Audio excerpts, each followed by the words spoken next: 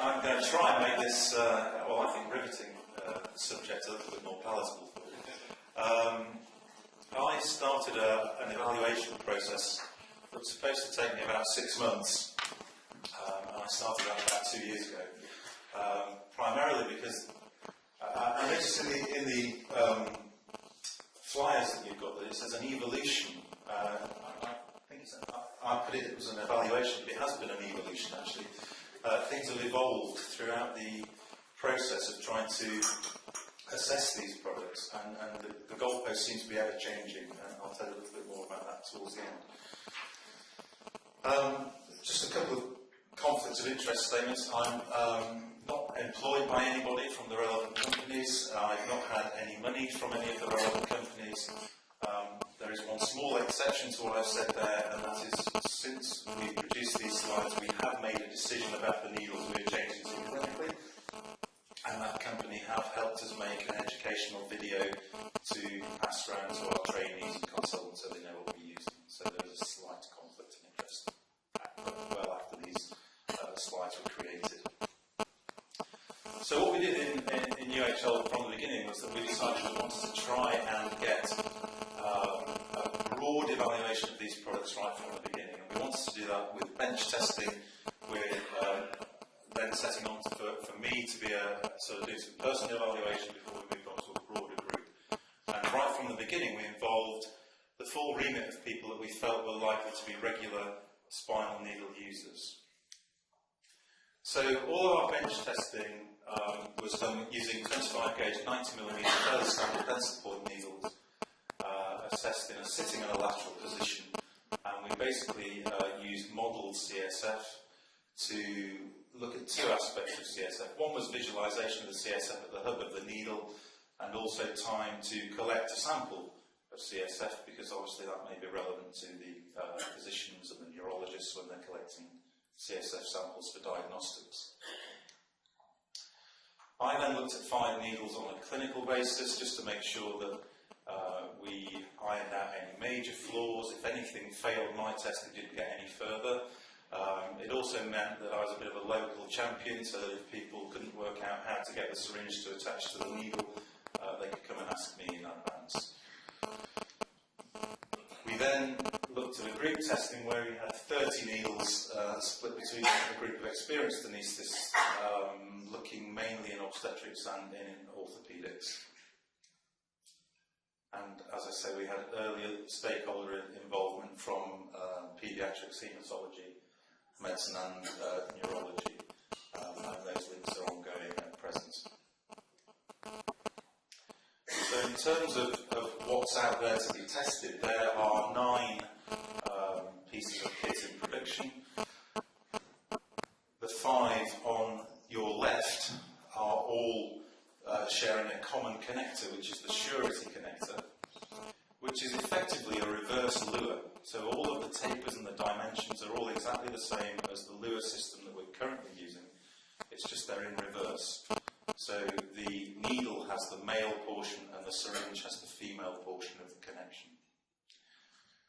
And we were able to test 4 of the 5 manufacturers that have gone in with Interbeam, who are the producers of the surety connector. The 4 to the right of the screen are all independent designs.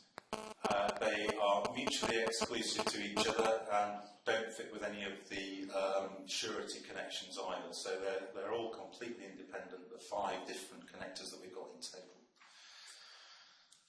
We were unable to gain access to any of the Hall Lock FlexiCare needles. They didn't, and I must admit I'm very pleased to see that one of the trainee presentations this morning, they have managed to get some needles smuggled out of Wales somehow. They were very reluctant to let me have any at all, so I haven't been able to assess those. They're a fairly unique design. They have a triangular articulation that you have to line up and then spin a collar round whilst you're holding the 2 triangular connectors together. And in Wales it's been dubbed the 3-handed needle. And other than that, I can make no comment. The BD offering is essentially a micro luer system. It looks identical to what expect to see a luer connection look like it's just on a smaller scale. That has had some incidences of activating intravenous syringes, and people have been able to bypass one of the design features, which is that you shouldn't be able to use these to give an intravenous injection. The Smith's Correct Inject is a system with a collar around the syringe, which has grooves on it that fit into little lugs that sit on the end of the needle. So the needle end will have two little lugs on either side, and as you attach, you have to twist spiral grooves around the outside of these lugs. So for me, they don't currently make a slip syringe. We were only able to test these as what we call really a hybrid solution. It's not quite a full locking syringe, it doesn't turn often enough, but it has got guides on it. It is not a true slip system in my view. And then obviously the Neurax system, which was developed not far from here in Bradford, and is now produced by the SureScreen company in Derby. And that is again an altered tapered system with some crossed grooves in them to overcome the issue with intravenous administration, so that you create leaks and can't get intravenous infusions. So this is basically our model that we used for the bench testing. Nothing too exciting there really. We modelled it on the average opening pressure of a lateral position and then a simulated sitting position looking at flows. And whilst this is a fairly busy slide, I think the thing to look at is there's a huge variation in the time to see CSF and also to collect CSF in these assessments. And I think if you look at these, it's partly to do with the fact that there's a huge variation in the length of these needles, and there's a variation in the diameter of these needles. Despite stipulating 25 gauge, some of these needles are almost 24, and some of them are very much the low end of 25. And I'm not going to ask you all to tell me the Hagen-Poiseuille formula, but you'll all be very much aware of the fact that flow is dependent very much on the radius. And I think this variation probably explains the differences in flows. And obviously the same variation in time to collect CSF. And you can say, well, is that relevant? Well, it might be relevant if you're a patient and you're having CSF collected and you're the one where it takes 140 seconds to collect your CSF sample rather than 40 seconds. This is just a graphical representation of the same data, because I personally find pictures easier than words. Maybe it reflects my IQ. But I just think that basically this is a luer control on the far side here, and there's a huge variation in terms of times that we observed. If you look at the drip formation here, whilst we were doing this bench test, we noticed that there's an unusual drip formation that is characteristic of all of the surety needles. So all of the needle manufacturers that have used the surety syringe connector all have this unique sort of drip pattern that had not been described before. And I think the explanation for this, again, comes down to flow. If you think of the surety connector, it has the central male portion which stands a few millimetres proud of the collar around in this coaxial system. And as a drip forms, if there isn't sufficient flow, there's enough surface tension for that drip to contact the outer collar. It then sits underneath until the next drip of CSF comes, and then eventually there's enough weight in that drip that it will then allow it to drop off the bottom of the connector. So we looked at that. We've seen that with a 25 gauge 90mm pencil point needle, which was our sort of standard spinal needle. So we thought, well, maybe this is flow dependent. Maybe when the physicians use their 22 gauge needles for collection of CSF, they won't see this as a problem. So we tried it with a 22 gauge, and you can see we still get that problem. It's still got this double drop. We had a look at the full range of spinal needles we could get our hands on, just to see if this ever went away. This is an 18-gauge spinal needle.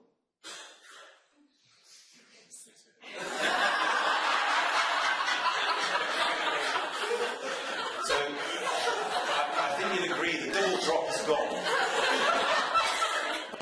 But it's a significant risk, I would say, of a dural puncture headache, having your spinal done with an 18-gauge spinal needle. So I'm not advocating that we go there at all. You could say, does it matter? Well, for us in anaesthesia, no, it probably doesn't matter a bit, actually. My oncology friends and medical friends got a bit excited because they said, when we're collecting cells for cytology, this may damage the cells because they're hanging in a funny way. The microbiologist said, well, that's touching the underneath and you must have touched it with your hands, and therefore we may get a load of false positive microbiology cultures. So we had a little look at that. We used our model. We took some donor plasmapheresis cells, which are very close in size and nature to malignant blast cells, and we tried to collect them through their standard diagnostic 22-gauge spinal needle. We looked at them then, and we span them down, looked at them for cell cytology, and you'd be pleased to know it made absolutely no difference at all, so we didn't worry about that anymore. You can correct the flow. So this is to try and appease the microbiologist. So this is what we're trying to get back to. This is how it drops on a standard luer needle. Just to remind us of this double drop. You see it sort of dropping here. If you take an epidural catheter feeder, so the little blue thing that most of us throw on the floor, there's now a yellow one that's non-luer, obviously, at either end. If you attach that on the end, you get a drip that looks a little bit more like normal. And to appease the microbiologist, you can actually put this on using full aseptic non-touch technique, like grabbing hold of it at the sides. Therefore, the surface that it is dropping off has not been touched by human hands. Having said that, I am not aware of any publications of increased positive results from samples taken from surety needles, and there have been several thousand surety needles used across the UK. So I think it may be one of those things where perhaps we were thinking too hard, but there is an answer if you feel you need an answer. In terms of the clinical evaluation, we looked at a number of phases, really, right from picking the packet up through to comments about willingness to use the equipment again. And then we looked at 4 key areas, and I'm going to look at these areas now. We looked at whether there were any problems seeing the CSF, because whilst you can get a good feel of the needle going into through your dura, when you take the fillet out, it's still very nice, isn't it, to see that confirmation of CSF very early. And we were aware during the bench testing that with some of the needles, especially with the surety systems, you lose sight of the CSF in that coaxial arrangement until it actually reaches the hub. So there were a couple of incidents where that was true clinically, but for the vast majority, we had no issues seeing the CSF. The Neurax ones, interestingly, the difficulty commented there was because they made their connectors a yellow colour to fit in with the concept of all neuraxial things being yellow. And just for a few of us, it made it difficult to actually see the CSF moving through the connector.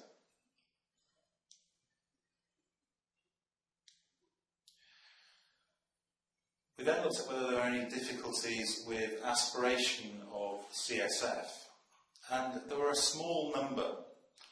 It didn't seem to have any particular pattern with any one connector, but it did seem to be related to those needles, possibly with the slower flows in the bench testing model, and possibly again is related to the fact that some of these needles are significantly longer. The Sarsted needle, for example, has the usable length of the needle plus a visualization chamber of nearly 1.5 centimetres, plus then the surety connector on the end. So they're very long, and I think that's why flow may have been an issue with those.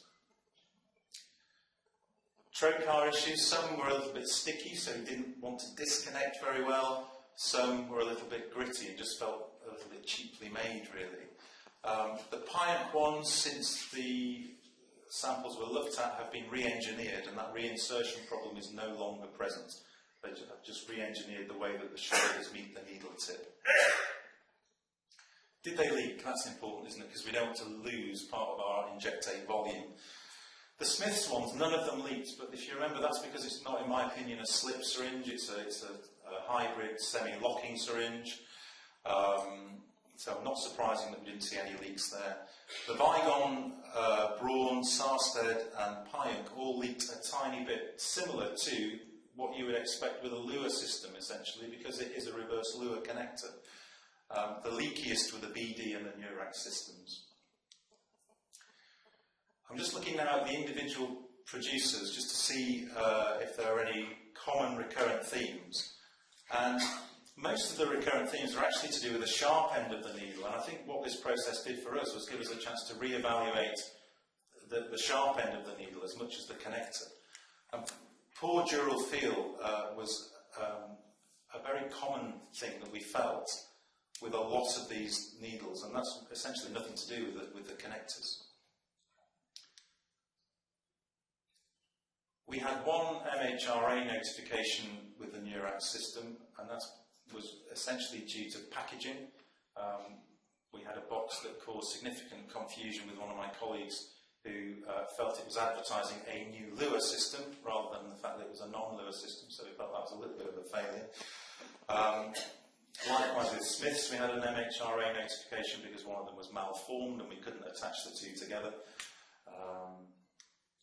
But on the whole, it's been a reasonably robust system that we've tested. And again, this issue with failure to feel good dural puncture being a recurrent issue. What I would say is that the B. Braun surety device was notable for the opposite, actually, in that there were a number of comments about the feel through the dura being particularly good and having particularly good flow rates. So let's look at some satisfaction scores, just to try and get a feel for what we should or shouldn't do, really. These were 0 to 10 scale, pure satisfaction scores about the actual piece of equipment in your hand, no relation to any other piece of equipment. The top lines are for the needles in isolation, and the bottom section is looking at the overall equipment, so the syringe and the introducer and all the bits that came with it. And you can see that they're pretty similar, and all fairly high scores. The only two that were significantly different were between the B. Braun and the Neurax system, and on the bottom between, again, B. Braun, Neurax, and B. Braun and Smiths for overall equipment. But relatively good median scores for all of them. We then gave an option for people to comment on, using a 5-point Likert scale, whether they thought the product they were using was as good as, better, the same, worse, or significantly worse than the conventional luer system, which for us was a Vigon 25 gauge 90mm spinal needle. And we've reported the number that said that the product was the same, better, or significantly better than the current product that they were using. And for the needle itself, most of them were in the 90% satisfaction comparison with luer. The only exceptions to that really was the Neurax system, but nearly 3/4 of people felt that it was the same or better. Even in on this scoring was the least favourable needle in use. Looking again at satisfaction with the whole set of equipment, because things like the introducers are important because they were altering length of usable needle. Again, a wide variety, with the Neurax one failing to achieve the same kind of level it had achieved before, But again, well over the, getting on for 2/3 of people still happy with that equipment. And there was statistical difference in this distribution. And then we asked what I think is probably one of the most pertinent questions: would you use it again? Or would you refuse to use this piece of equipment? Getting on for 3/4 of people would use anything. So I don't know whether that says much for us in Leicester in terms of being able to discriminate good from bad, because it didn't really seem to matter. People said, oh yeah, it's a load of rubbish, but I'll still use it. But I think that the takeaway message from this is that we've not really found any of these systems that are unworkable. I mean, if I did a straw poll around the room now, I doubt very much that we would all be using the same spinal needle. So there is definitely going to be a degree of what are you using now, and therefore does this piece of equipment feel better? The connectors are only a small part of that final decision-making process. We have made a choice, and I'll tell you what that is if you want to know in questions, and we're moving to that next month. But there are some significant riders on decisions that you make, and I think these are quite important to think about. Not all manufacturers have all of the equipment that you may want. So from your paediatric range through to your morbidly obese range in obstetrics, through to the range of Quinky cutting needles for the physicians, through to pencil point needles for us. So you need to see what you need in your hospital and see if the providers have that range of equipment for you. You need to think about accessories like manometers, the ability to do blood patches. Is the equipment out there for you to do that? And then let's not forget that it's this month that we're supposed to have changed our epidural kit as well. It's 2 years ago since we were supposed to originally change the spinal kit. But what epidural kit are you going to use? Because, again, the producers are not universal, they're not interchangeable. What are you going to be able to do in terms of CSEs? Will the new connectors affect your ability to do needle-through-needle techniques? As yet, I've not seen a CSE kit produced specifically with the new connectors on them. And then we have the problem of the ISO standard, which is definitely in development. We've got varying reports as to when it may or may not be available. At the last external reference group meeting, we were sort of really thinking that it was still a paper design that may be about 5 years away. Smith's Portex seems to be more confident that it's going to be a much shorter time period than that. And I don't know if you were circulated in their position statement this, just at the end of last week, but they are now moving out of the correct index system for their epidurals. So they will continue to produce their spinal needles with the correct inject system, but they have stopped working on their correct inject epidural systems, and they're going to go with the ISO international standard. And they feel 18 months is the time period they're working to. Now, that may be true, it may be optimistic, I don't know what is the answer there, time will tell. The problem with that is, of course, once we have an ISO standard, all of what I've just told you may become immaterial, because everybody will be, in many ways, forced to change to the ISO standard. But at least I get to do another evaluation, I guess. So, I think the good news is that we didn't find anything that was terrible. Bearing in mind, there was one that I was unable to test in terms of any connector. The number of leaks for the main was not really different from the kind of leaks we see with current luer systems. We all know that we do get leaks of injectate. And I think there is no way round evaluating these products before you make your own final decisions, because a lot of the feel about these products is to do with the sharp end as much as it is about the connector. Okay, thank you very much.